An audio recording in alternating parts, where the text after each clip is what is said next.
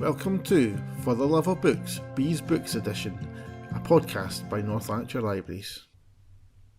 Hi, this is Pari. And this is Jenny, and we're here to talk about Bees books. Yay, we're getting much better at that. Yes. So this time the theme was based on my terrible state of affairs. Are you feeling better though? I am, yes. Good. Though very scarily.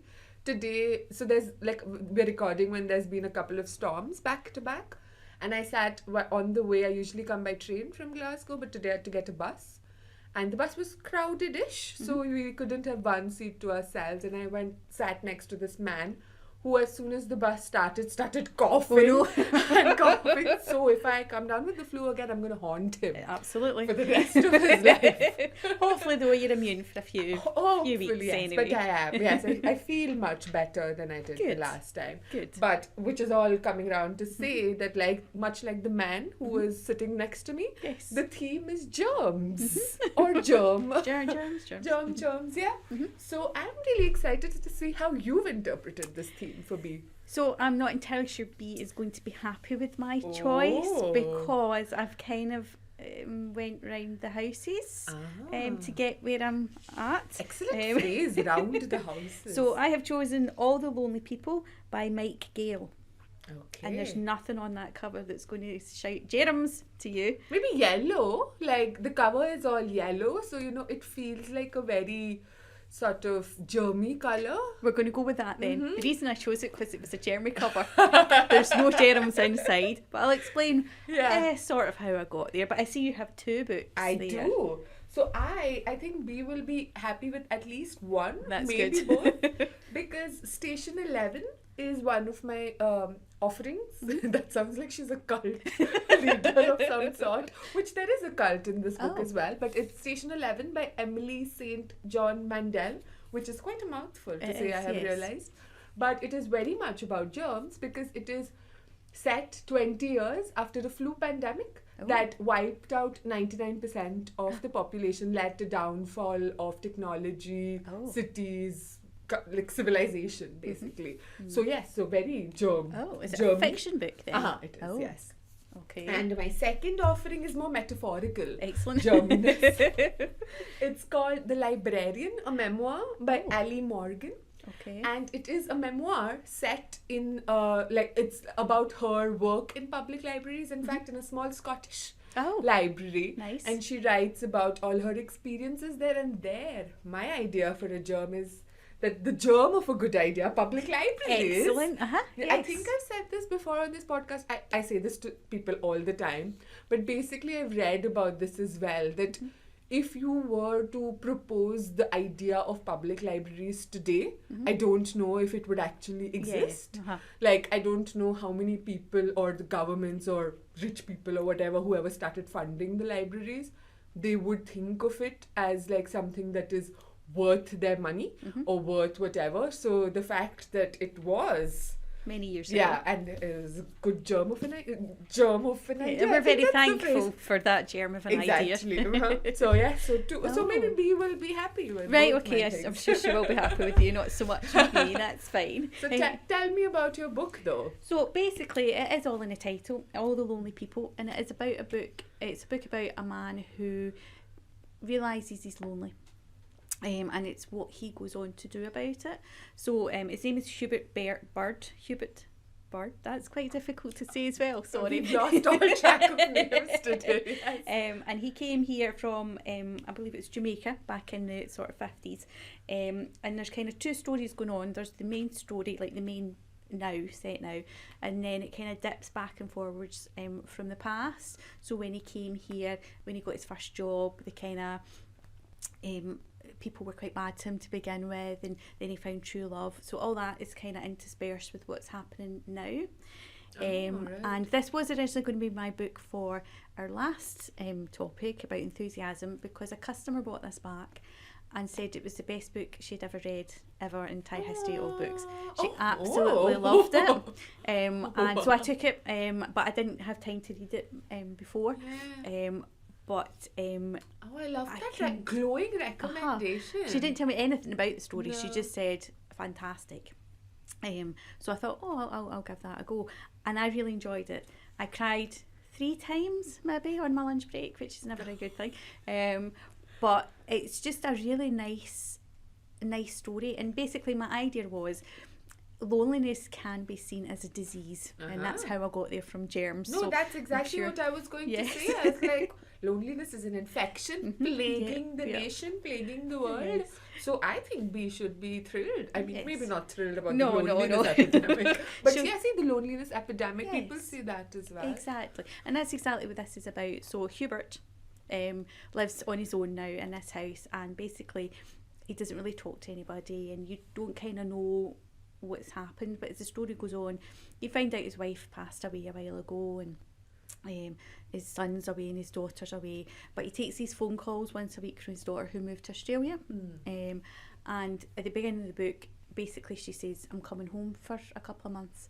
And he's realised that over the last however long he's been talking to her, he's been telling her wee lies, wee porcupine lies, and basically making out that he's a social butterfly, whereas he's really not. So he suddenly decides he needs to go on a mission to find some friends before she gets there, so that she doesn't shout at him. And because he's been telling stories about how Dottie helped him through the flu and brought in like soup and stuff, and you know, I think basically he wanted to make her feel okay about not being in Australia, not being with him, being in Australia. So he suddenly has this idea. Meanwhile, there's a new neighbour, a young single mum, and she chaps the door because she wants to be part of the community, and she finds it quite difficult because nobody talks to each other now. You can live beside the same person for the last 10 years and you won't know anything about them. So she kind of chaps the door, but in his head he needs to have friends who are his age because that's what he's told his daughter Rose. So he kind of brushes her off to begin with, but then that kind of develops, and it's just lovely. And then there's a twist. There's like a total twist, and I was like, I did not see that coming. It was one of those twists where you go, okay, I've missed 3 pages there, what happened? And you go back a bit and you go, no, that's okay, right? Okay. And then basically I didn't think this was going to be a no twisty book. I was really surprised. But it was well done. It was well done because you didn't see it coming. That's good. Or I didn't see it coming. Yeah. Some people read it and go, but it's just a lovely book, and it is about basically loneliness, how people go through their lives and just don't see or speak to people as much as you think. And there's one character in it, and she says basically she's lonely. Her husband left her a few years ago, and she says, and I'm out and about, I go to the garden centre, do this, I do that. So people think that I'm talking to people and all that kind of stuff. She says, I don't. I'm still lonely because I don't have that companionship and things like that. So it's a book about different types of loneliness as well. But Hubert, he's that kind of age. I think he's around about 80. His friends have drifted away, passed away, they're in a home and things like that, and he just suddenly realises that he doesn't have anybody apart from his cat, who he didn't like to begin with, but just kind of made herself at home, as cats do. Yes. Just invited herself in, and that was it. So yeah, it's just quite an unusual book. This author, Mike Gale, has not been on my radar at all. But will go and read some more of his stuff now. But yeah, it was just a really interesting look at it.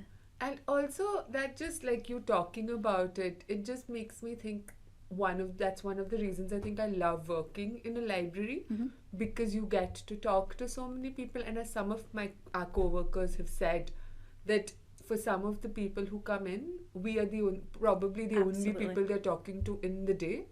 And for me, that's such an important sort of community service the library provides, because it's maybe that's like just a small part of their routine that is actually but really important. There are some people who just come in at the same time every week or every day, even to use the computers or to chat with either us or with their friends. Like the libraries have become a space for just hanging out. So there's one bit in the story where he goes into a shop and he talks to the checkout person, who has obviously been told, ask people how their day are going, that kind of thing, and they just do it automatically. But he suddenly realises that that's the first person he's spoken to in a week.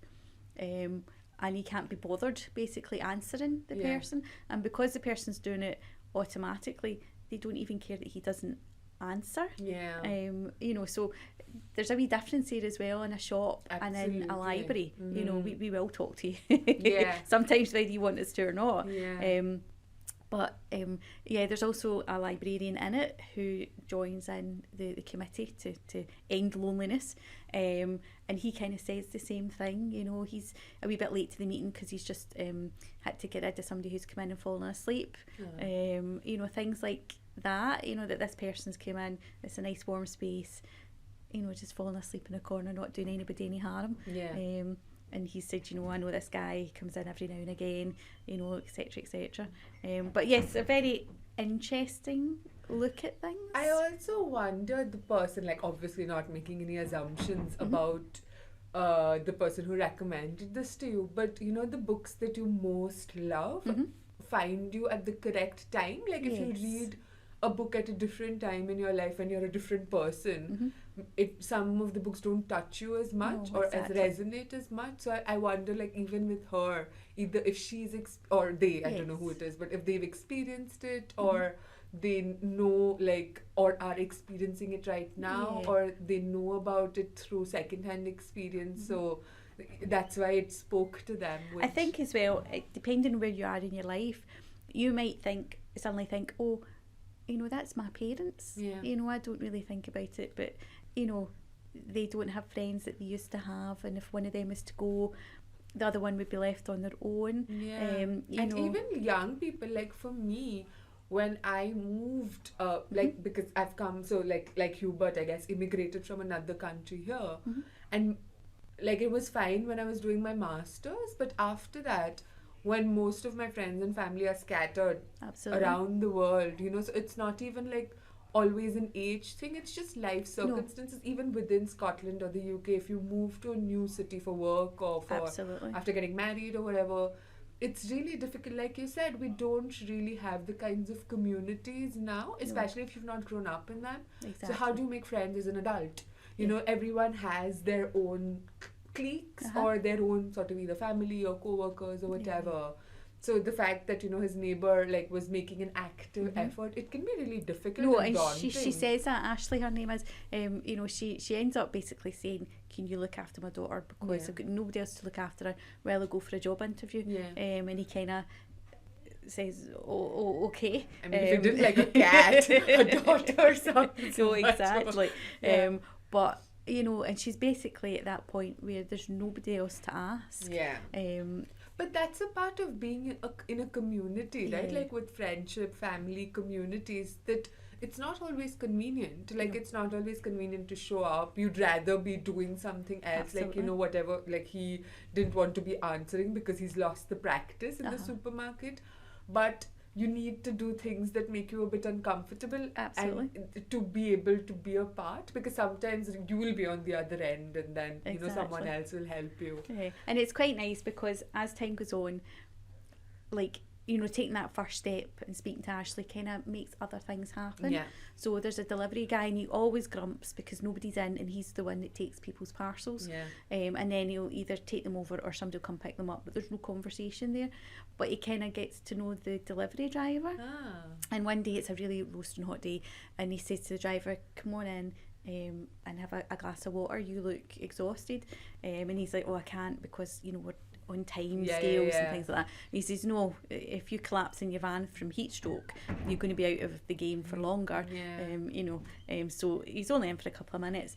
But after that, when he sees this delivery driver, there's a kind of nod and a smile and a hello, and then it kind of develops, you know. And again, in his head, he's thinking, this isn't Dottie, I can't remember the name of the people that he made up. But he doesn't realise that you don't have to have friends your own age. That, you know, it can or be the kinds of you expect friendship to mean a certain thing, but it can be like in different ways. Exactly. So it's a lovely book that kind of shows you the things that go on that maybe you've not really thought of before. Lovely. And I love that. So apart from Germs, I think one of the sort of themes that with both or like with all three books is that human connection a bit. So I talk about, I guess, Station 11 first. So when you think post-apocalyptic novel, right? Like it's or I guess it's not a dystopia, but when you think of a Yes. civilizational breakdown, you have a very specific idea in mind, like the horrors, the savagery, and all. Zombies. Yeah. So in this, she specifically didn't want to write that. So it's a literary fiction book. It's not like genre fiction. So it's not like science fiction or like fantasy or whatever. She set it specifically 20 years after, because like in her vision, she's like, humans will get over that first barbaric period. So there was barbarism, which is referred to, but it isn't about that. So like over the weekend, I watched this French heist film randomly on Netflix called Wing Women, and one of the reviews that I was reading about it said that, you know, it's a French movie, so it's like not like a Hollywood like a heist film where there's some action, but it's not like fully action. The humor is like more gentle, the heist is more gentle, it's about more. And I felt that a bit with this book, because it's not like, so if it was genre fiction, if it was science fiction, I think it would be much more like actiony, and like there'll be like villains and heroes and things like that, and a lot more, I guess, violence, whereas this is much more slow. And it's about, so this happened like 20 years ago, and the flu pandemic wipes out most of humanity. So now people live in small isolated communities, because there's not much transport, there's not much technology, because all the knowledge of it and the systems collapsed. So people there's like it travels back and forth in time a bit. So before times and the now times, and across a cast of characters. But mostly it looks at this traveling band of actors and musicians that are a Shakespeare traveling company. Excellent. And they travel to these different isolated communities, because they think, so they take this from a Star Trek, or the author took this from a Star Trek quote. She said survival is insufficient. So it's not just about surviving like the grim environment. It's about art and humanity and hope and the connections that can foster. So for them, it gives them this purpose, and like not just the actors and musicians, but the communities they travel to, that there's something beyond just thinking of like food and shelter and clothing and like whatever. And I love that it's a very hopeful book. And there are like some like bad guys, and like there is action, but it's like the French heist movie. It's a very sort of gentle kind of thing, and it's not really about that. It's happening, but it's more about the people and the connections and communities that they form. So I really love, like, this is one of my, I think I don't read a lot of literary fiction, but I think this is one of my favorite literary It's 2 fiction weeks in a row that you've done. Although this is set in the post-apocalypse. No, I think, so it's still a I little think bit. it's actually really good for like maybe people like me who tend to read more genre fiction, if they want to give it a shot, like literary fiction, or on the other side, if they're literary fiction people and they want to give genre fiction. Dip their it's toe like, into it. yeah. So it's a good middling glance. So I would absolutely recommend this. It's an one. unusual cover as well. It's kind of white with bright pink writing on it. Yeah, and it's also now a TV series. Oh. I don't know on what, but I know that it exists. I haven't watched it. I've heard good things about it. But it, I think it was difficult for me to, I read this before 2020, so that was fine. I think it would have been difficult for me to read it while it was happening, because I don't want to read about the pandemic. No. But it's, I think, a more hopeful vision of the aftermath, because there are like people who are terrible, but there are also people who are more about like connections, so which we saw as well, you know, like we saw the toilet paper wars of the early pandemic, but there were also people like I was reading an interview by her, and you know, she said that even in refugee camps there'll be musicians, or in war zones there'll be plays, and like, you know, in concentration camps there were like books and like, so like people find a way, like it can't just be from surviving from one day to the next, even though it is. So that's what I loved about this book. And where is it set? Toronto. Right, so she's Canadian, and this sort of traveling band is in and around, I think, but they don't even have like, I mean they do, but like a lot of the people, most of the people, 99% of the human population is dead, right? So a lot of the people can't remember what it was like before, and it's easier for them. For people who do remember what it was like before, the sense of loss is much greater.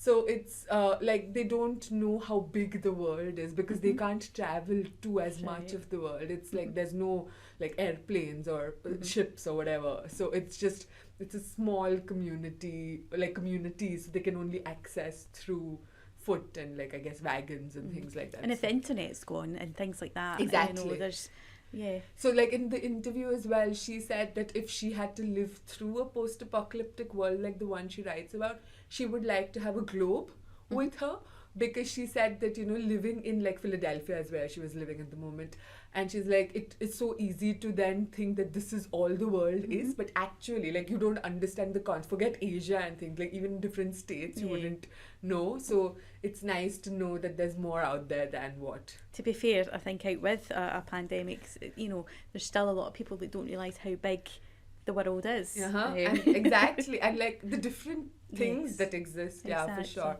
So I would like, I think like a lot of people would like this book if they want to give a shot, both either literary or genre fiction. No, that sounds quite nice.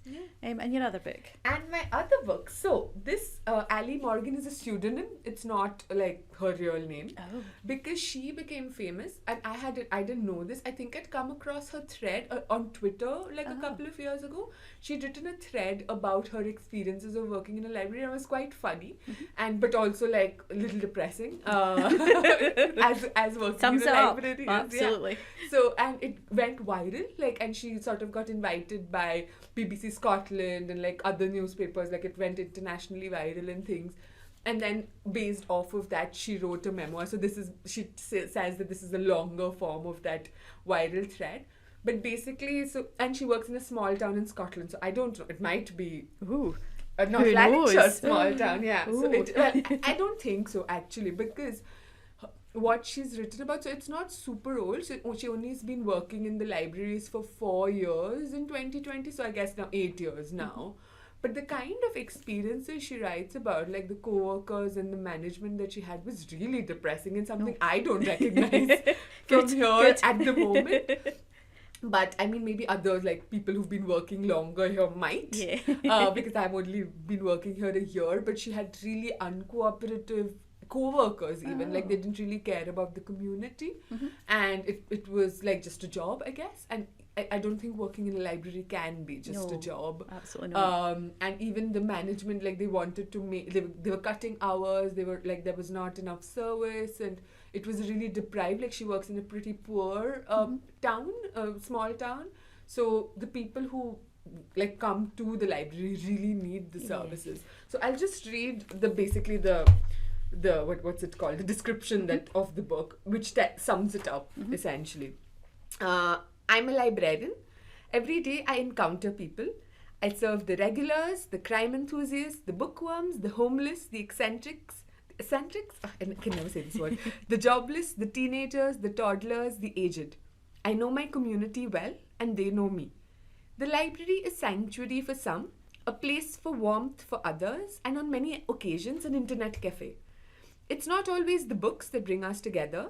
That's why you might be surprised to hear that I've been a witness to an attempted murder, a target for a drugs gang, and the last hope for people in desperate poverty. The quirks of library life. But what I didn't expect was for a simple part-time job to become a passionate battle for survival, both for me and for the library. I'm sharing stories from my daily life to show you that being a librarian isn't what you think it is.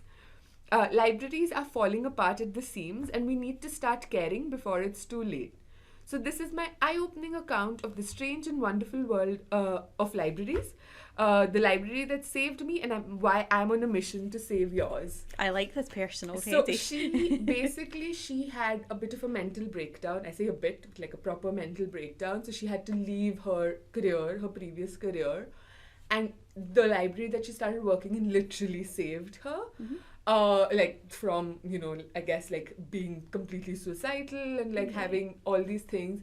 But then it gave her a purpose, and like sort of helping the community really like sort of reinvigorated her.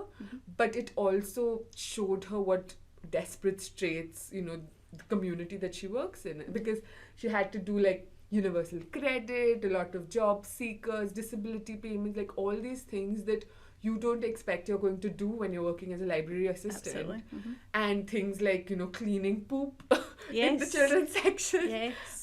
All these things that you're not like I think people, even me to an extent, had a very romantic notion of working in a library. Like for me, I don't think it was about books, it was about people. But I didn't realize the people come in various various Forums, yeah, yes. yeah. Yes.